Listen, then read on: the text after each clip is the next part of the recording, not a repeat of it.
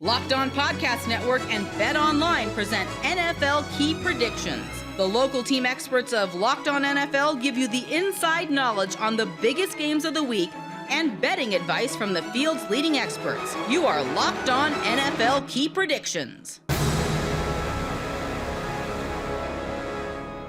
Hey everyone, and welcome into NFL Key Predictions. I'm Jordan Black. As Week 13 rolls out, several teams find themselves looking for a win that'll push them toward a playoff berth, while others could find their postseason hopes on life support with a loss. We kick off our coverage in Philadelphia, where two teams that are playoff focused take the field. In the case of Tennessee, the Titans remain an example of what quality coaching and consistency can do for an NFL squad. They rely on smart play and an evolving usage of stud running back Derrick Henry, and can see an AFC South title in reach. Philly may have stumbled a bit across the past few weeks, but remain a one-loss team. With a win, the Eagles would inch themselves closer to an NFC East title and a number one seed that affords them a playoff bye week in the postseason. Gino Camilleri from Locked On Eagles and Tyler Rowland from Locked On Titans previewed this matchup for us. In the prediction segment, man, I got to tell you, Titans fans always get pretty mad at me because I'm not someone who comes on here and picks the Titans to win every single game. I do want to say so far this year, though, Titans have played 11 games, and I'm 8-3 on my predictions. I feel like I have a pretty good bead on other teams and how the Titans will do against them. What it comes down to for me is stuff that we've hinted on before. I think the things that really break the Titans back as a defense is outside wide receiver matchups. And Philly, A.J. Brown. I mean, you know, we can talk about the Titans connection all we want, but the reality is whether he used to play for the Titans or not, it's still going to be a problem on Sunday because it hits at the Titans' biggest weakness on defense. Also, the Titans' biggest strength, so the biggest weakness is exploitable. The Titans' biggest strength on defense is that defensive line, but here's the reality. Titans aren't going to have Danico Autry, and he's probably the most underrated pass rusher in the NFL. Quite frankly, I think Brandon Thorne from The Athletic just put him number 2 on his underrated pass rusher list in the NFL. Danico Autry's not going to play in this game because of a knee injury, and without Danico Autry, the only really impactful rusher that you have is Jeffrey Simmons. Now, some Titans fans will hear that and say, well, what about Bud Dupree? Well, what about Bud Dupree, who went against Jonah Williams last week, the most vulnerable part of the Titans' offensive line, and did essentially nothing? Bud Dupree is not a guy who I'm very high on, was never high on the move. He's garnish on the plate that makes the meal look better. He's not the meal. So, he's a force multiplier. You're right, but he's not the force.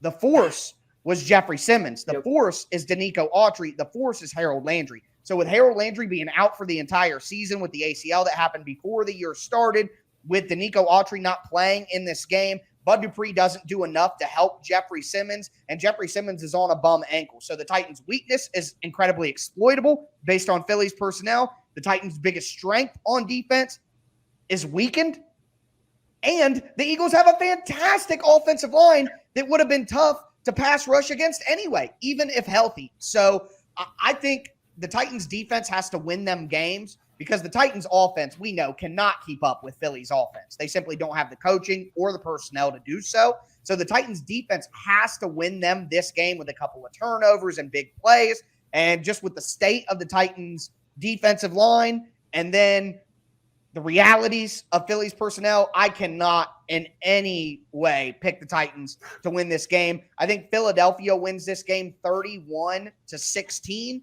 I think the Titans score one touchdown, get a couple of field goals on the board, but they just can't keep pace with Philly because Philly's just a much more talented roster and has much better coaching on the offensive side of the ball than the Titans could ever dream of unless Arthur Smith came back. So just too many disadvantages for the Titans. I think it's close in the first half, but Philly extends that lead in the third quarter, 31-17 Philly. Last week, I was pretty spot on in my prediction of that Green Bay game, saying that if the Eagles gave them good field position and a Hall of Fame quarterback turns it on, they can stay in that game. And that's exactly what happened. So I'll be the devil's advocate to what you were saying there. If Tennessee can control time of possession, they don't turn the ball over, and they happen to get a turnover from the Eagles offense, that's what's going to be interesting. Because if this game ends with Tennessee, let's say 35, 37 minutes to the Eagles, 25 or 23 minutes on offense, that could seriously change the tides. And we saw what Washington was able to do, just pounding the rock with Brian Robinson and Antonio Gibson, picking up key third down situations. Well, that was 3 weeks ago. And the Eagles have adapted in the last 2 weeks. They've been good situationally. They've been able to get off of the field. They've been able to win those one-on-one matchups. Darius Slay and James Bradbury are just playing at an exceptionally high level. Your concern is Derrick Henry. If Jonathan Gannon continues to be hard-headed and play that off zone, like you said, play that too high look, they will be susceptible to the play action game when they bring guys down into the box to cover Derrick Henry. The middle of the field will be open against them. But if the Eagles win their one-on-one matchups, they control the line of scrimmage, they dominate time of possession, which they have been shown to do with how good their offensive line is, and they pick up key third downs, they pick up third and shorts, they pick up fourth and shorts. Jalen Hurts controls the football, which he has done, and he plays at this MVP caliber level that we've seen in the last 5 quarters. Ty, no offense to you, I just think it's hard for any team to beat this Fair Eagles enough. team, Yeah, I let agree. alone Tennessee. I mean, until they prove me wrong, until they go on a stretch where back in 2017, towards the end of the year, we didn't really know what they were when Carson Wentz went out. I know their identity. I know that when they play a good football team, that they're going to be tough to have any team beat them, even the Buffaloes and the Kansas Cities of the world. Tennessee is another one of those tests that you have to say, we have to beat a team that's been in the playoffs. We have to beat a quarterback that's won big games. He's been in an AFC championship game. Derrick Henry is a proven all-pro caliber player. Jeffrey Simmons is a game wrecker. Like we said in the intro, can my horses beat your horses? That's been my thing all year long, because I saw the Chip Kelly years where it was scheme over man-on-man matchups, how that didn't work. And what you were saying, yeah, they might get the chess pieces right, but if you have a board full of, let's say, 22 queen chess pieces to 22 pawns, sometimes the firepower is just they're gonna outfire the other team. And the way the Eagles offensive line has been playing, they can subdue what Bud Dupree, what Jeffrey Simmons can bring. And like you said, you went against Jonah Williams. Well, you're playing Lane Johnson and Lane Johnson. Yeah, give me Lane a break, Johnson man. hasn't given up a sack since Vietnam War. It's like point. the Bengals on steroids, basically. Like the Titans couldn't beat the Bengals, and now they're playing a team that can do the exact same things better. You know, maybe Philly isn't as good on defense, but they have much better cornerbacks. The Titans were only able to survive because they got a few big plays. It's not going to happen against Philly's defense with the way they're built. So I'm on board with what you're saying about if the Titans win, it'll go this way. But I guess the real issue is I don't think the Titans will be able to run the ball. And if they can't, then that's just going to make it even easier for Philly to kind of take control. The Miami Dolphins sit atop the AFC East, and with Tua Tagovailoa healthy and under center, this is shaping up to be a special year for the Fins in Florida. On Sunday, they'll travel across the country to play Jimmy G and the 49ers. Now, while San Fran's record may not reflect it at the moment, they're as dangerous a team on both sides of the ball as any squad in the league. Kyle Krabs from Locked On Dolphins joins Brian Peacock from Locked On 49ers to look at this coast-to-coast bout. Dolphins offense, 49ers defense. I believe it's the number 2 offense in the NFL against the number 1 defense in the NFL. And that matchup of, Bosa against, is it, Brandon Shell? Is that who he's going to see a lot of? Is Teron Armstead going to play in this game? How much do they move him around? Can they? And I think it's very similar to what you just laid out there with the Dolphins defense, Kyle, in that can the 49ers get home with their front four and deploy their coverage guys on the back end, 2 high safeties as much as they need to against this team. I think that's going to be really key for the San Francisco 49ers. I like that matchup for the 49ers. But before we make our predictions, are you a little bit surprised, Kyle, to see the 49ers favored as much as they are? And look, when you're like betting on a game, I look at this and I say, man, I don't know how this game is going to go. I think we're going to learn a lot about both of these teams. So neutral field, that means it's probably a coin flip for me. But then when you put the 49ers at home, okay, you get a field goal. You get that extra point. I'm almost like, how gold is that extra point? If you're getting 4 points instead of 3. Yeah, so I'm not surprised that San Francisco is favored being at home and Miami having to come out to the West Coast, and they're going to stay out there for the 2-week trip because they have the Chargers the following week. So this is like going to be a big to-do, and this being at least on the front end of it, you're a little bit more routine with your schedule, but Miami has not been on the road in about a month. So, this is kind of a little bit of an interruption versus their flow in general. And they had to knock a little bit of the rust off coming out of the bye against Houston this past week as well. In spite of what the score in the first half would tell you in that game, I think there were some timing things that the Dolphins would love to get cleaned up. And with the question of Teron Armstead, I take all those pieces of the puzzle together, and I'm not surprised that San Francisco's favored. And these are two teams that are playing really good ball right now, right? So San Francisco's won, I believe, 4 in a row, going from 3-4 to 7-4 at this point, and Miami's won 5 in a row. So what do they say? Defense wins championships, right? So maybe that's part of the line here as well. But this to me is going to be the turnover battle, third down conversions, red zone conversions to touchdowns, like all of those cliche things. Like, this is a game where they're actually going to mean it. Like, you have to win those things to win the football game. I don't think you could get down in the red zone and settle for threes and expect to win this football game, because I do think, generally speaking, points are going to be a little tougher to come by. I don't think this is going to be a 40-35 final score.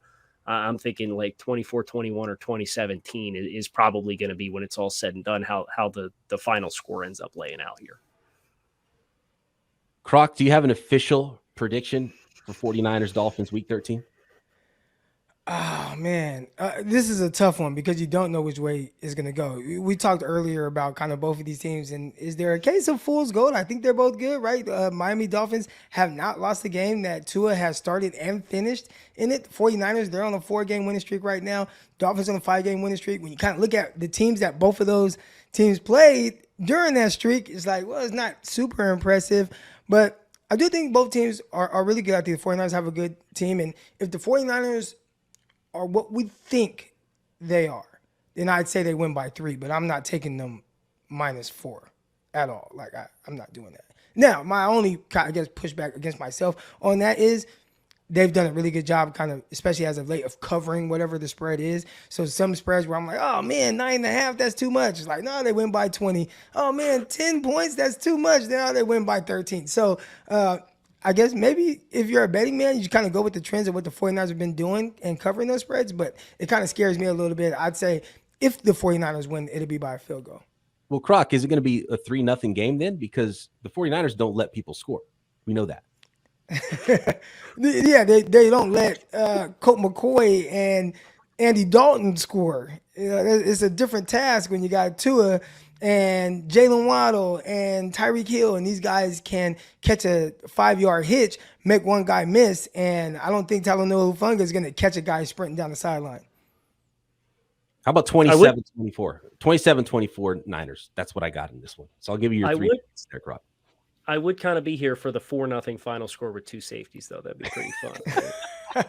That would be pretty amazing. Get a push on the cover and no touchdowns or no points otherwise. That'd be fun. If I'm betting with my head, Miami having won 5 in a row and having to make the West Coast trip, I'd probably take San Francisco by a final score of 20-17 is what I would settle on if I'm betting with my head. If I'm betting with my heart, if you can see the layout behind me here if you're watching on the YouTube channel, right? Like, there's no secrets here, and I'm a superstitious guy, so I'll lean into it a little bit, and I'll take the Dolphins. I'll say 21-20 is the teal and orange colored glasses slant that I'm taking on this game. But if you tell me at the end of the day, San Francisco at home has the bounce of the ball that's going to make the difference, I wouldn't be surprised at all.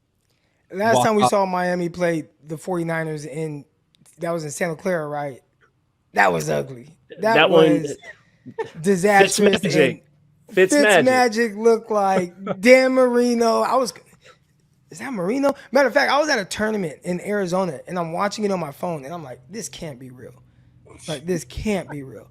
And I'm watching it, and it's just touchdown, bombs away on a guy named Brian Allen, pass interference on a guy named Brian Allen, throws the ball in between Jimmy Ward and whoever the other safety was. And I mean, it was just disastrous. Hopefully it's nothing close to what that game looked like. I was having trouble at first visualizing what that game was until you brought up the name Brian Allen, and then I realized I just scrubbed that game completely from my memory. That was a disastrous one for the 49ers. I can't wait for this one, guys, because we talked about the opponents, the Cardinals, and whatever the Rams are now, and the New Orleans Saints. Is the 49ers defense that good, shutting people out in the second half for 4 straight games, shutting people out for the last 6 straight quarters?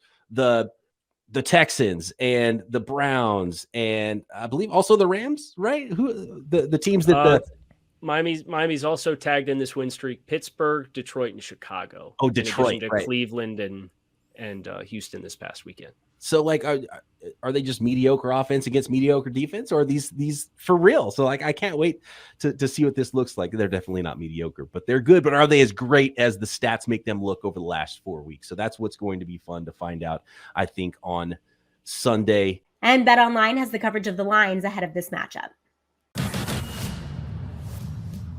This is BetOnline All Access. It's the Dolphins and 49ers on a Sunday. Here's Drew Butler, Anthony Becht, and Jonathan Casillas.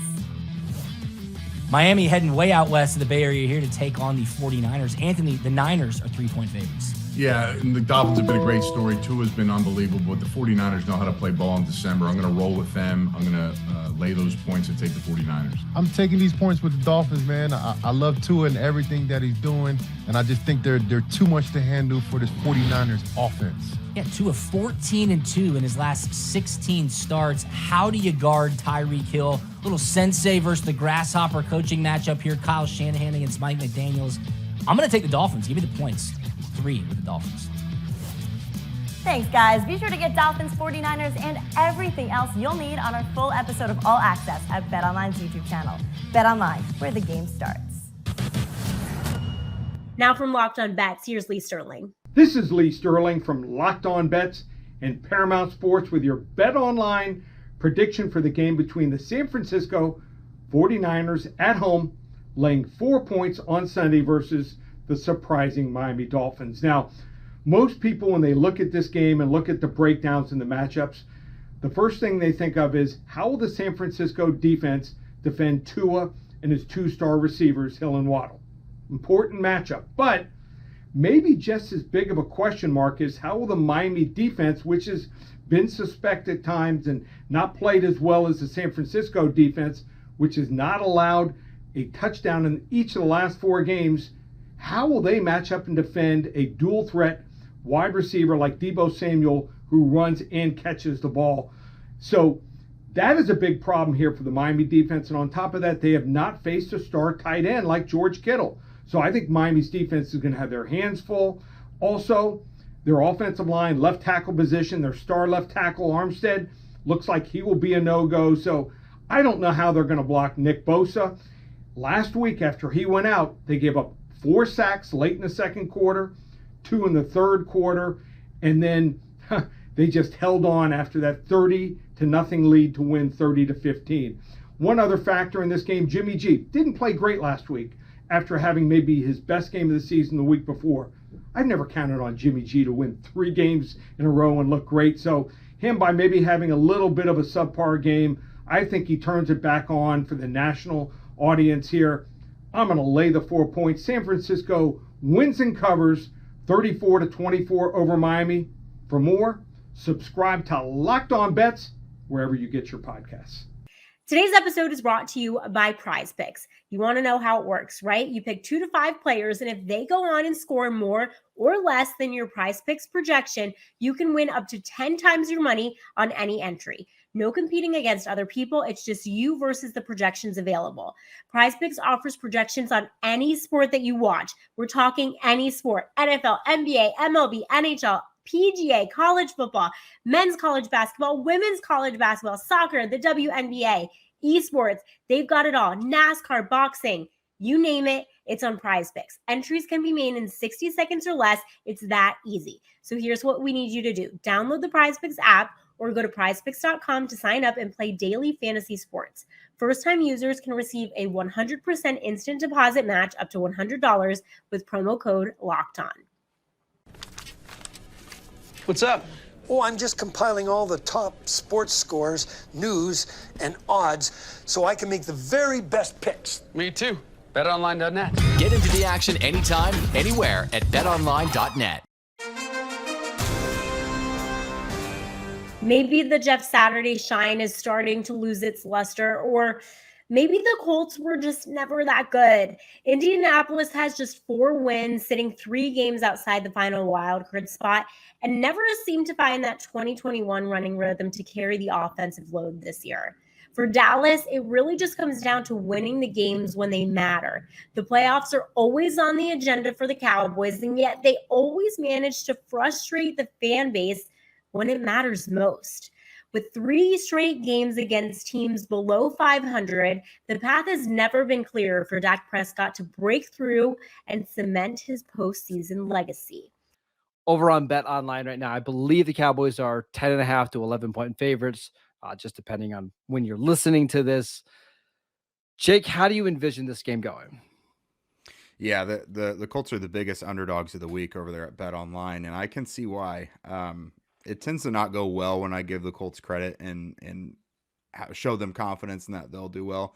So I'm going to go against that this week. I just really don't see them being able to match up well with the Cowboys. I have the Cowboys at 24-6.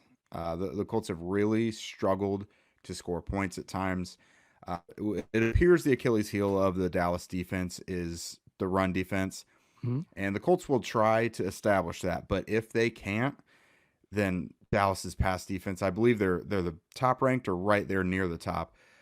It could get ugly. Their pass rush, they've got a really good group of pass rushers.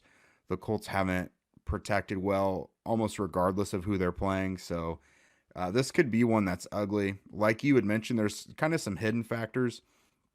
Short week for the Colts on the road. The Cowboys have had the rest, home and home. Stuff like that can matter. And man, I mean, the Colts have some times where they can, again, like we mentioned, Chiefs, Eagles was a game they should have won. So this is one they could randomly surprise people and do well. I just don't envisioning it happening. If it's gun to my head, I say 24-6 Cowboys.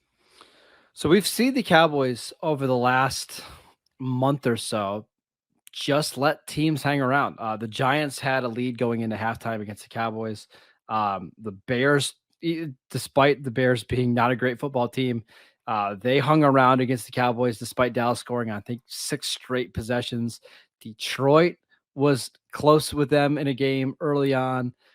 The Cowboys will do this. They will allow teams to either have leads or be within a score for most of the game. And typically by the third quarter, mid to late third quarter, they start to pour it on.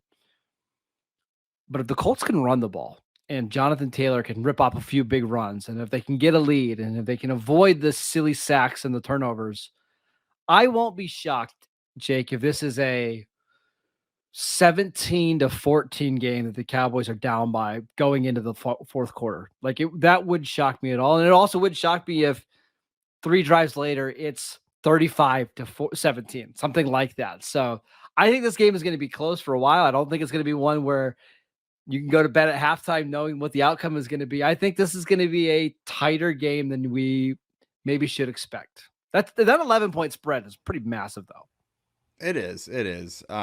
I mean, that's been the Colts ball game all throughout the season, though. Those tight games into the teens, into the late third quarter or so. So what you just said, that's been very reminiscent of the Colts' entire season. So wouldn't surprise me either. I would just expect the Cowboys offense to have a little more firepower. The Colts defense has been great, but last week against the Steelers, they did show signs of beginning to crack. You can only carry the team for so long. Yep. If the Colts offense keeps having these 3-and-outs, these turnovers, giving the defense a short field, keeping them on the field constantly, then it could get pretty ugly. It just totally depends if the Colts play to what their potential. Like sometimes they do, but a lot of times they do not.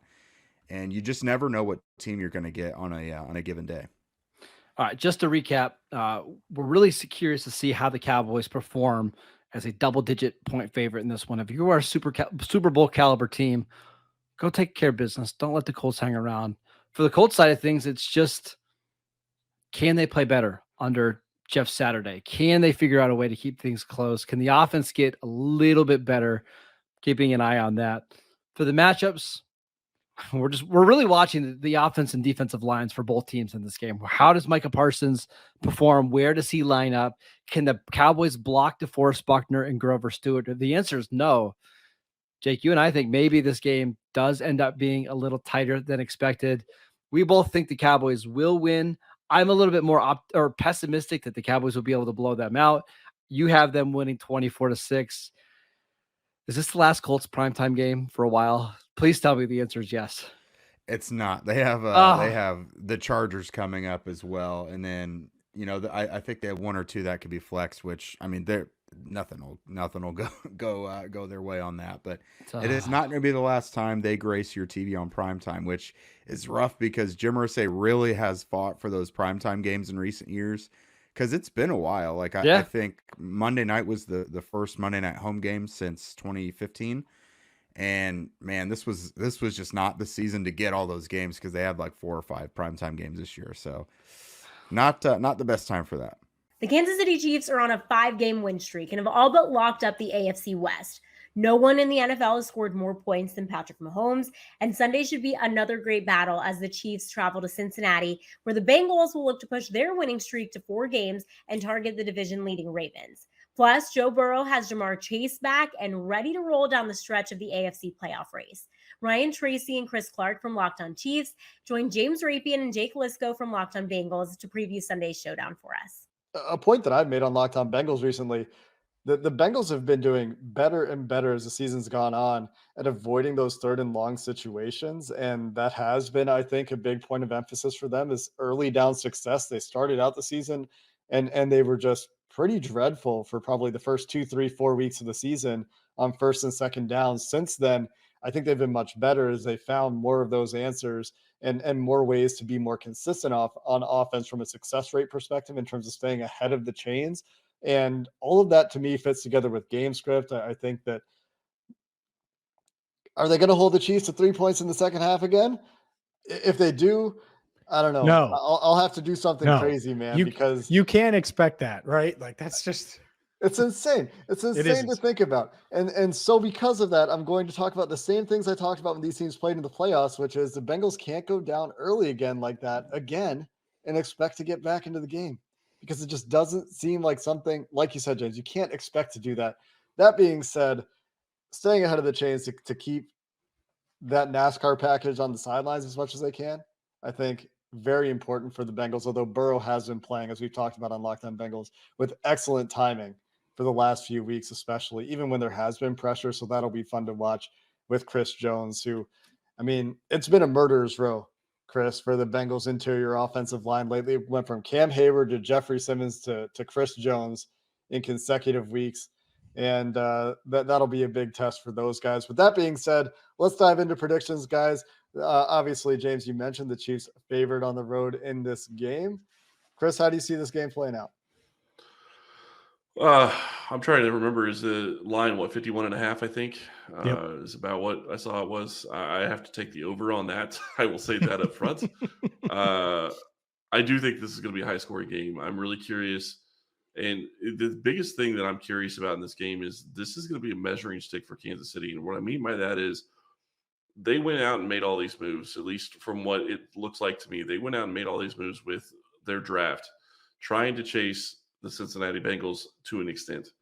I'm not going to say that they didn't look at other teams and figure out other places they needed help as well, but they went out and got new corners and they focused on that corner class. They went out and added a wide receiver. They went out and added a pass rusher. They went out and tried to improve their defense as well. So I think that that's going to be a big question. How big does this defense play into this game when you start looking at the different guys that they added? I still think Kansas City, at this point, with the way Mahomes is playing, with the way Travis Kelce is playing, and assuming Juju plays, I still think Kansas City is probably going to put up 31 points. I see it 31-27 Kansas City. Yeah, I think that's fair. And to me, as you were talking about the revamped secondary and all the new pieces, I think, oh man, what a great test for this Bengals offensive line, because it's one thing to go up against Jeffrey Simmons and no Danico Autry last week and have your best performance of the season. But just because they didn't have the 9 sacks that the Titans had, they constant pressure, right? And they were able to dial up different things. And Burrow got hit a ton in the AFC title game. And it's different when you're celebrating at the end and you kind of forget about it. So can they hold up? You're talking about the 35 sacks for the Chiefs, the Bengals near the bottom of the NFL in sacks with 17. And so the last thing I want is to give Patrick Mahomes a bunch of time to spread the ball around. And so coming into this week, I've leaned Chiefs, and I was leaning Chiefs. And look, Jamar Chase coming back. Will he play a full allotment of snaps? I'm not sure. That's a big factor because when he's on the field, might be loaded with skill talent on both teams, right? Might be the best skill player on the field. And that's debatable. I know with Kelsey, I'm not Chiefs fans. Don't come at me. He's a Bearcat. Relax. Point is if you don't have him for a full allotment, it's going to be tough. So I'm leaning Chiefs in a close one. We'll see. I'll give the official prediction on our final show, but I am leaning Chiefs as of now. One X factor in this game that we haven't talked about at all, James, you just brought up, the Bengals pass rush. Patrick Mahomes, if you can get pressure there with 4, that's the kryptonite for every quarterback. Mahomes, obviously a magician in the pocket, but with DJ Reader's return, if the Bengals can find a way to manufacture pressure with 4, and a lot of that's going to be on Trey Hendrickson's shoulders, going against Orlando Brown out there, that will be interesting. And that brings me to one last question for you, Chris, really quick. Joe Thuney looks like he was back at practice. Is he returning to action this week for the Chiefs, do you think? I do think he will, and I think that's going to be a huge key in this. I think he plays very well for Kansas City. I do think he's going to be back this week. And the other thing I would mention when you start talking Patrick Mahomes and being a magician, the bigger thing that I think the Bengals need to watch for is they need to keep him from running. They need to keep the rushing lanes dialed in, and they need to be able to keep him from running. If they can do that, that's going to change a little bit about how he can play. BetOnline has the coverage of the lines ahead of this matchup.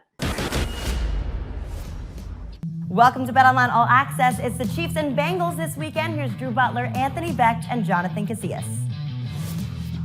A lot of playoff implications in this matchup as the Chiefs head to Cincinnati. Right now, Anthony, the Chiefs are 2-point road favorites, and the total is 52.5.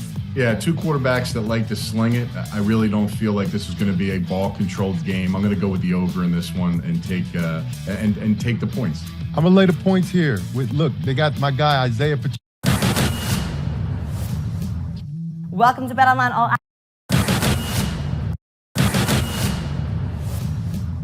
Welcome to BetOnline All Access. It's the Chiefs and Bengals this weekend. Here's Drew Butler, Anthony Becht, and Jonathan Casillas. A lot of playoff implications in this matchup as the Chiefs head to Cincinnati. Right now, Anthony, the Chiefs are 2-point road favorites, and the total is 52.5. Yeah, 2 quarterbacks that like to sling it. I really don't feel like this is going to be a ball-controlled game. I'm going to go with the over in this one and take the points. I'm going to lay the points here. Look, they got my guy, Isaiah Pacheco from Vineland, New Jersey on the squad. And then you got the GOAT tight end and Travis Kelsey. I just think they're too much. Lay the points. I'm taking the Chiefs. The Chiefs, only 2-point favorites. Patrick Mahomes, Travis Kelsey, 5-game win streak. Give me the Bengals. I'll take the 2 points with the Bengals at home. Everybody's going to be on Kansas City. Thanks, guys. Be sure to get Chiefs, Bengals, and so much more on our full episode of All Access at BetOnline's YouTube channel. BetOnline, where the game starts. Today's show is also brought to you by Audible. Audible is releasing a slate of new football podcasts that we're sure you're going to love. Find Think Like a Champion now wherever you get your podcast. Think Like a Champion is a brand new podcast from Russell Wilson and Audible. Russ is a champion on the field, but off of it, we rarely know the grind on the path to greatness. Russell Wilson, alongside co-host Harry Wilson and the late Trevor Mawad, dig into how high-performance athletes, artists, and leaders push the boundaries of their potential. So head over to Locked On Presents for a sneak peek of Think Like a Champion, or catch the full series available anywhere you get your podcast. It's available right now. Audible, get in the game. Well, it's not often we talk about a Tom Brady-led team being below 500, but lucky for the Bucs, the NFC South is a bit of a mess this year, and a 5-6 record puts you in the division lead. With just 2 wins in their past 6 games and a tough schedule ahead, burying the Saints is a necessity to remain in control of their own destiny. Now, on the other side, the Saints are 4-8, but just 1 win out of the division race. Andy Dalton has played surprisingly well after seemingly having his starting days long behind him. All the same with the lack of balance on offense has left this team on the losing end more often than not. Prediction time. Bucks favored by 3.5 in Raymond James Stadium. Loser has to take the pirate ship home. Ross Jackson, who do you think is going to win this Monday Night Football matchup? This is one of those games where I have no idea how this game is going to go, if I'm being 100% honest. Like, there is this really cynical part of me that's like, oh, well, the Bucks are just going to run away with this one. But I also know how weird Saints and Bucks games are in Raymond James Stadium, in particular. The 9-0 shutout last year with Taysom Hill at the helm and Dennis Allen as the interim head coach. The 38-3 blowout before that, the year before that. We see a lot of weird games, last second things, weird stuff always happening in these Ray J games. The Saints have not found a way to win 2 games in a row, which this week is a good thing for them because they lost last week up against San Francisco 49ers. And so the table.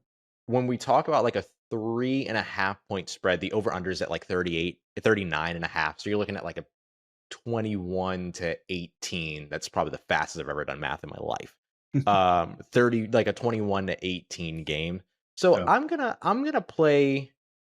gonna look at the New Orleans Saints, who are intent upon continuing to compete, playing spoiler or trying their best to play spoiler in this game. I think ultimately they come up short, but I think that they give this Bucks team a little bit more of a run for their money than they expected and that any of us expect. So I'll take the Bucks to win here, but I'm going to take it like 21-20. I think this is like a Bucks. I mean, Bucks might be literally finally giving Tom Brady the opportunity to lead the game-winning drive. They should have let him lead last week, and and that ending up being the difference in this game. It's hard for me to pick the Saints to win, but I'm going to pick the Saints to be pesky and potentially upset this team. Yeah, and if you take the Saints against spread, you make money off of that over at Bet Online. So I think it's an accurate depiction, and honestly, and I said this on Locked On Bucks. Some people agree, some people don't. That's the way this tends to work, but I think Todd Bowles wants this to be a defensive-minded team so bad that he's willing to handcuff his own offense to make it come to fruition. And I don't think he's necessarily doing it on purpose. Like, he's not staying on the sideline saying, okay, well, I don't want Tom to throw a touchdown here because then everyone will think it's Tom Brady and not Todd Bowles. That's not what I'm saying. I just think he's so ingrained in his defensive-minded strategy that he is inadvertently handcuffing his offense, because typically defense trusts his like defense on the field. Yeah, absolutely. And they like to grind out the clock. They like to run the ball. They like to, they like to do those kinds of things. So I do think it's going to end up being a close score. Honestly, I kind of think this game should be a situation where it's like a touchdown lead and the Bucks have the ball with the ability to probably try to run out the clock and get some first downs, but they don't, because they end up in like 3rd and 8 and run the ball anyway and then put the defense back on the field, and maybe New Orleans gets a late touchdown or something to make it closer than it even should have been. But I do have the Buccaneers winning, not covering the spread, 24-21. Of course, if that spread drops, which sometimes they do, then perhaps they will cover the spread. But the way that I have it's going, it's still a close game, still a 1-possession game. And I'm sure that Bucks fans will be very happy. They won't. And I don't necessarily blame them. Look, not to get all Nick Caserio on everybody, okay, but I know we have a little fun with this type of an episode because both these teams are not very good right now. But look, it is December football. And December football is always exciting. And, next May, we're going to wish we had some December football to talk about. Not trying to get too Nick Caserio 100%. On you here. But another chapter in the Bucs Saints rivalry.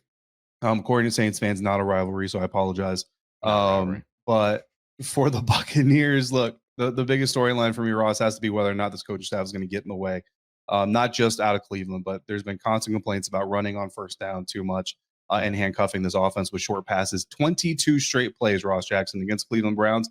The Buccaneers either ran or threw the ball short to start the game. Ooh. That is a defensive-minded coaching staff. Yeah, 100%. It takes me back to the Saints game back in like 2016, 2017 against the Bills, where they ran like 24 straight times. It was a thing of beauty. But that ended up being a blowout. So that's why they ran the ball that many times. Yeah. Biggest story for me with the New Orleans Saints comes down to, what does the quarterback play look like, and can Andy Dalton get over the hump when it comes to those primetime games? Looks like he's going to continue to be the guy throughout the rest of the season here until we hear otherwise. We were told to expect that to be the case. And so it's going to be Andy Dalton versus the Tampa Bay Buccaneers defense, which I know is dealing with some injuries, but is still a very, very aggressive defense. It is a Todd Bowles defense after all. And Andy Dalton has not handled pressure very well so far this season. The Saints offensive line has dealt with injuries. So the offensive identity running through Andy Dalton is something that has been a big time struggle for this team so far. And curious to see if those struggles continue, especially with primetime.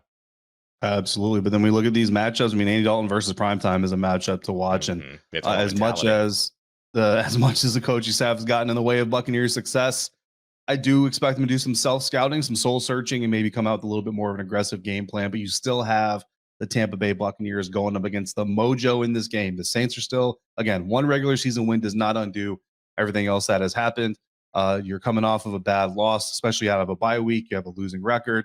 Tom Brady's at risk to have his first losing record as a NFL quarterback ever, including the year he tore up his knee because the Patriots won that game. So technically he's 1-0 in that season. Right. Literally has never lost to Tom Brady, this guy.